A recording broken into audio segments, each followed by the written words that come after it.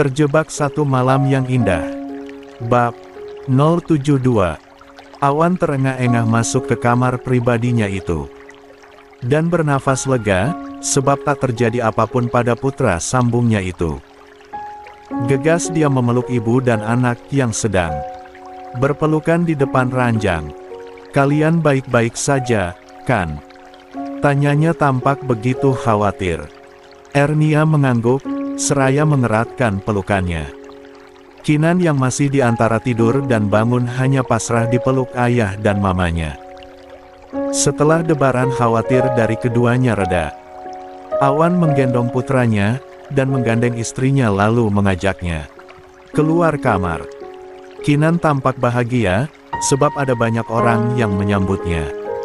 Awan menghubungi orang untuk membelikan mainan baru untuk putra sambungnya itu. Padahal, Ernia sudah memintanya agar mengambil mainan yang ada di rumahnya saja. Tapi Awan kekeh untuk membelikan yang baru. "Pak, kalau mau istirahat, biar Kinan sama kami," ujar Mbak Minah. "Iya nih, mulai terasa capeknya." Awan merentangkan tangannya, seraya menggeliat. Sejenak, merenggangkan otot-ototnya yang terasa kaku dan pegal. "Ki, yuk main di taman belakang. Atau mau berenang?" ajak Mbak Minah membujuk. Kinan dengan antusias, bocah itu nemplok dalam gendongan asisten rumah tangga Awan. Setelah bocah itu pergi, Awan mengajak istrinya untuk ke kamar. "Kamar lain yang luas selain kamar utama, ada tidak, Mas?" tanya Ernia. Ada. Kenapa? Nggak mau tidur di kamar bekas kakak kamu?" tebak Awan. Ernia tersenyum lebar seraya mengangguk-angguk. Awan mengecup pipi istrinya, lembut. Lantas mengajak ke kamar lain, yang tak kalah luas dan nyaman dengan kamar utama mereka. Sebelum istirahat, Awan mengajak istrinya bertempur dulu satu ronde. Setelah keduanya mandi dan bersuci, baru mereka tertidur dengan lelap dengan saling berpelukan. Ernia tersenyum puas, sebab kali ini dia memiliki suami yang luar biasa. Selain pengertian, suaminya juga selalu memberikan apa yang dia mau. Baginya, Awan adalah sosok sempurna. Bahkan lelakinya itu sangat tampan dan cool. Keesokan harinya, Awan pergi ke rumah omnya. Sebab ada urusan yang harus dia selesaikan bersama keluarganya itu. Sementara Ernia ingin bersantai di rumah bersama Kinan. Pagi tadi, dia sudah menghubungi sang kakek. Juga melihat kondisi nenek Minan, yang sudah semakin membaik saat ini. Seraya menunggu suaminya kembali, Ernia berkebun di taman belakang kediaman suaminya. Hari besoknya lagi, Ernia dan Kinan dijemput Linda dan berkunjung ke rumahnya. Ernia benar-benar menikmati hidupnya yang begitu santai. Hingga saat mereka menemani Rangga menikah. Ernia bertemu dengan Winda di sana. Dan saat resepsi besar mereka, Ernia dikejutkan, sebab dia bertemu dengan teman-teman satu kampusnya dulu. Yang sebagian besar tidak dia kenal. Kecuali Riko dan Rangga. Bahkan Ilyas, yang pernah mengutarakan cinta padanya, Ernia benar-benar tidak ingat. "Kamu dulu kembang kampus ya, tanya Awan hari itu. Saat Rangga bercerita tentang Ernia, yang dulu banyak menolak pria yang mendekatinya. "Kata siapa?" "Rangga," sahut Awan cepat. "Jurusan apa sih Rangga dulu, Mas?" "Bahasa dan sastra kah?" Pandai sekali dia mengarang. Sangkal Ernia dengan wajah yang biasa saja tanpa ekspresi. Awan mencubit lembut hidung istrinya itu. Membuat hidung mancung itu sontak memerah dan terasa sedikit sakit. Bukan hanya sekali dan di area hidung, tapi juga kedua pipi Ernia. Tak luput dari cubitan mesra suaminya. "Untung dulu Mas nggak satu kampus sama kalian. Kalau iya, Mas libas semua penghalangnya." Sampai habis, celetuk Awan, yang merasa cemburu. Ternyata, begitu. Banyak pengagum istrinya itu. Itu, kan dulu, Mas. Zaman dulu. Tetap saja. Tetap saja, apa? Mas, cemburulah. Awan mengakuinya dengan jujur. Membuat Ernia terkekeh dan menghambur ke pelukan sang suami. Awan memeluknya erat, seraya mencium lembut pucuk kepala sang istri. Bahagia sekali Ernia dicemburui pria tampan itu. Artinya, Awan memang sangat mencintainya. Padahal, cerita itu bahkan sebelum mereka saling kenal. Untuk apa cemburu, coba? Hai, kalau bucin. Mas, foto dulu yuk. Rangga memanggil Awan, yang sedang bercengkriko mesra dengan sang istri. Dengan percaya diri, Awan menautkan tangannya dengan sang istri. Melewati teman-teman kampus Ernia yang menatap mereka saat Ernia lewat. Tak percaya, kini Ernia semakin bersinar kecantikannya. Meski dia sudah beranak satu. Sepanjang acara pesta pernikahan Rangga, Awan tak membiarkan istrinya melirik siapapun. Dia terus mengajaknya berbicara. Juga bersikap sangat manis. Bahkan mereka lebih romantis dari pasangan pengantin yang masih terlihat malu-malu. Sebab mereka baru duduk bersanding hari ini. Bahkan setelah akad usai. Ajarin biar romantis, Mas. Aku gugup sekali duduk di samping Cynthia. Isi pesan dari Rangga ke Awan. Genggam tangannya yang erat. Nanti akan mengalir begitu saja, gak? Cobalah, balas. Awan, seraya menatap ke arah adik sepupunya itu dan mengacungkan jempolnya. Rangga membuang nafasnya perlahan. Setelah membaca pesan singkat dari Awan. Sekilas dia menatap istrinya yang ada di sampingnya. Tertunduk malu dengan wajah yang merona. Perlahan, pria tampan berlesung pipi tapi takut gelap itu mendekati sang istri. Meski dengan wajah pucat dan tubuh gemetaran, Rangga memaksakan diri untuk berani. Mas, lirik Cynthia, saat bahu Rangga kini menempel dengan bahunya. Iya, sahut Rangga sangat gugup. Seraya perlahan meraih jari-jari tangan Cynthia dan menautkannya. Saat berhasil, keduanya menghela nafasnya lega. Dan saling mengeratkan genggaman mereka. Terlihat, kedua wajah pengantin baru itu bersemu merah. Ada bahagia, malu, juga haru yang menyatu. Ernia dan Awan ikut tersenyum melihat keduanya. Teringat saat mereka dulu menikah untuk pertama kalinya. Gugup, malu, canggung, juga takut. Bahkan kemarin saat mereka menikah untuk yang kedua kali. Gugup dan malu saja masih menyelimuti. Sebab mereka memang menjaga diri selama mereka belum halal. Karena itu, mereka merasakan hal-hal yang membuat mereka berdebar-debar bahkan hanya saat mereka mendengar suara pasangannya saja. Apalagi, saat mereka hendak mendaki nirwana di atas peraduan mereka. Setelah acara pesta usai, Ernia dan Awan segera kembali. Tapi mereka langsung kembali ke kediaman sang kakek.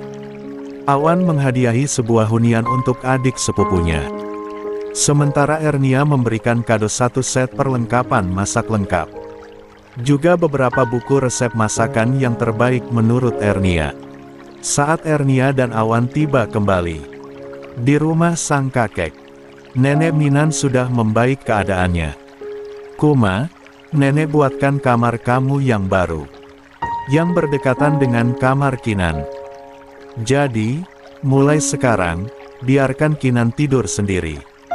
Biar dia belajar mandiri, ujar Nenek Minan. Seraya menunjukkan kamar baru untuk Ernia dan Awan. Awan sempat kaget saat melihat letak kamar yang berbeda. Berada di tengah ruangan, yang di depannya adalah taman kecil dengan atap terbuka. Hanya setengah bulan mereka pergi. Kondisi rumah Kek Bara sudah sedikit berubah. Dan Awan menyukai tempat itu. Yeay, yeay, yeay. Sorak riang Kinan yang mendapatkan kamar barunya. Dia sudah melonjak-lonjak di atas kasurnya. Berjingkrak dengan sangat bahagia. Sebab ruangan kamarnya sesuai dengan keinginannya. Kinan, hati-hati sayang. Pekik Ernia, saat putranya itu tak berhenti. Melompat-lompat di atas kasur. Iya, Mama, sahut Kinan masih terus lonjak-lonjak. Ibu, biar Ratih yang jaga Kinan. Ibu istirahat saja, nyobain kamar barunya, ujar pengasuh Kinan yang juga dia panggil kembali ke rumah Kebara. Tahu saja asistennya itu. Kalau Ernia memang kelelahan. Sebab semalam diajak bertarung oleh sang suami.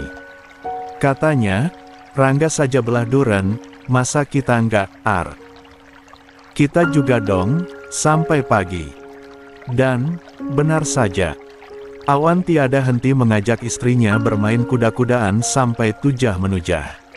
Yang lantas membuat mereka kelelahan saat beberapa kali mencapai puncak nirwana. Mas, besok lagi. Capek, rengek Ernia, yang tidak kuat lagi meladeni suaminya, yang entah mengapa seolah hasratnya tak ada habisnya. Lagi dan mau lagi meminta pada sang istri. Dan siang ini, Ernia benar-benar tertidur pulas di kamar barunya bersama sang suami. Saat Awan masuk tadi, Ernia sudah lelap dalam balutan selimut. Cantik sekali posenya. Membuat Awan terpesona saja. Tapi, dia tak membangunkan atau mengusik lelapnya tidur Ernia. Dia hanya mengecup kening dan pipi. Lalu memeluknya erat dan ikut pulas di samping sang istri dalam satu selimut. Awan dan Ernia akhirnya mengiyakan tinggal bersama sang kakek. Setelah mereka berunding dan menemui sepakat. Yang semuanya merasa beruntung dan tak ada yang merasa kecewa. Kinan yang kian beranjak besar, sebab usianya kini sudah menginjak 1 tahun setengah. Tapi, Ernia belum ada tanda-tanda berbadan 2. Kamu belum hamil? Tanya Awan suatu pagi. Kan, baru 2 pekan kemarin aku datang bulan Mas, sahut Ernia. Bikin lagi yuk. Masa subur, kan ini. Kita browsing dulu, gimana caranya biar bisa cepat. Jadi, ucap Awan, membuat wanitanya itu sontak meremang hebat. Ish, ngapain? Sabar, Mas. Pasti nanti ada masanya kita punya bayi. Katanya, kalau bayi masih ASI, itu bisa jadi menunda kehamilan. Aku pernah baca tentang itu, ujar Ernia. Oh, begitu, sahut Awan, dengan kepala mengangguk-angguk. Seolah mengerti apa yang disampaikan oleh istrinya. Toh kita selalu mencobanya. Tapi, katanya kalau terlalu sering juga nggak baik loh. Mas, harus pakein jarak gitu, ucap Ernia. Maksudnya, ini sebatas yang aku tahu ya, Mas. Untuk kaum Adam, jika terlalu sering HB, justru akan merusak kuantitas sperma. Jadi, ada baiknya jika kita jeda. Misal, hari ini kita sudah tuh. Nah, 2 hari lagi baru HB lagi. Jadi, kondisi sperma sudah kuat lagi, jelas Ernia dengan pasti. Iyakah? Mana bisa, Kamu ngomong gitu aja, Mas udah kepengen. Gimana dong? Sahut Awan, yang sudah memeluk sang istri, seraya meraba-raba kian kemari. Hahaha, ya berarti kita nikmati saja dulu masa pacaran kita, Mas. Yang secara jujur dia mengakui bahwa dia juga tak bisa menolak ajakan bercinta dari sang suami. Enak ya. Kalau pacaran setelah halal. Mau grepe-grepe sampai puas. Mau bolak-balik kayak sate yang lagi dibakar. Mau gaya nungging sampai klenger. Mau digempur sampai pagi. Sah-sah saja, kan? Halal ini. Nggak ada yang melarang dan nggak akan ada dosanya. Dapat pahala iya, puas pasti, bahagia sudah jangan ditanya. Palingan capek, besoknya tidur sampai puas, seolah usai nyangkul lahan 1 hektar. Padahal yang digarap cuma lahan becek secuil. Menanam ubi 1 batang, yang cuma ditanam cabut tanam cabut. Sampai capek ujung-ujungnya gagal tertanam, sebab lemas tak berdaya. Tak bisa lagi ditanam, sebab sudah melempem kecapean. Tapi rasa capeknya, kalian tahu sendiri. Lelah yang dipenuhi kenikmatan hakiki. Kuma, Kinan sudah hampir 2 tahun loh. Nanti saat tepat usianya 2 tahun. Langsung sapi saja. Biar kamu bisa langsung hamil lagi. Nenek sudah pengen mendengar suara tangisan bayi, ujar sang nenek suatu pagi. Siap nenekku tersayang. Kami juga sudah pengen buatin Kinan adik bayi, sahut Ernia seraya berkedip nakal ke arah suaminya. Kode nih kode. Hahaha. Awan terkekeh, melihat tingkah istrinya. Yang suka menggodanya setiap kali dia ingin meminta jatahnya. Padahal, Winda saja sudah hamil. Juga Rangga yang pengantin baru. Baru 2 bulan. Menikah sudah kasih kabar kalau istrinya hamil. Awan yang belum dapat juga. Tapi, dia masih bersabar. Mas, ponsel kamu sepertinya bunyi, deh, ujar Ernia menatap sang suami. Oh, ya. Biar aku periksa. Tolong siapkan tas aku, ya. Oh ya, nanti siang aku jemput ya. Kita ke dokter lagi.